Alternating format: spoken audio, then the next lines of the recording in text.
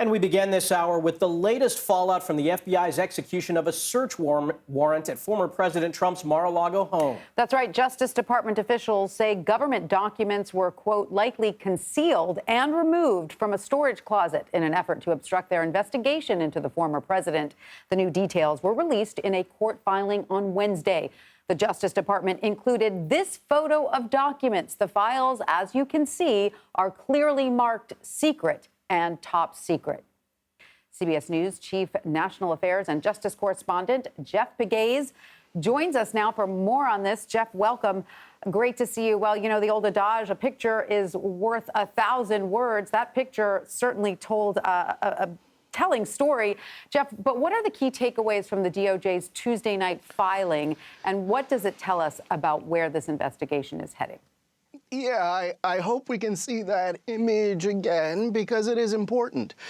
The fact that the Department of Justice put that image out says a lot about where this investigation is going as the Department of Justice beats back accusations that this is government overreach. I mean, you can see clearly that those documents, some of them labeled top secret, and this is what the government was going after, concerned that people within Mar-a-Lago were trying to hide some of these documents from federal law enforcement who had been asking for Trump types and the former president to turn over these documents. And that's why you had the search of Mar-a-Lago. According to the Department of Justice in this filing, there was concern that either the president himself or people who had access to those documents were trying to hide or obstruct the government from getting those documents back. Obstruct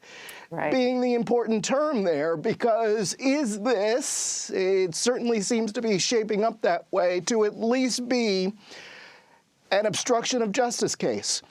Did someone, as the Department of Justice alleges in this filing, take some of these government secrets from the storage room and then put them in the former president's office? That is the question, and that is what is pointed out in these documents. Now, Jeff, what more did we learn about the Trump legal team's interactions with the Justice Department in those months leading up to the FBI's search? Well, there had been discussions, and that's something that we've been talking about. But Department of Justice investigators, they knew they hadn't gotten all of these documents back. And they say at the top of this filing, these are government documents. They belong to the government. And so they felt like they weren't getting absolute cooperation, and that's why you had that search. Furthermore, you had someone on the Trump legal team signing a document saying that, hey, we've turned everything over. But apparently that was not true. Mm-hmm. Well, according to that picture, it certainly wasn't true.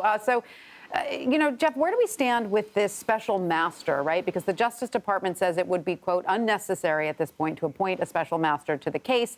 Now, this is, they say, because the documents were already reviewed. So what other arguments are, you know, the Trump lawyers presenting in hopes of changing the judge's mind or pushing this forward? Well, we'll see soon what the Trump lawyers will be arguing in response to this DOJ document. But what DOJ says is that it's really too late for this special master to come in, because they feel that if you have a special master in this case, it will only delay proceedings. And so they're saying, okay, if you want to appoint a special master, here's how you should do it. And they lay out some guidelines that they think might work in this case.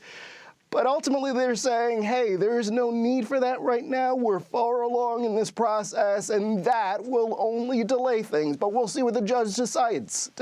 Yeah, we will see. Well, Jeff Pegues in Washington, thank you so much.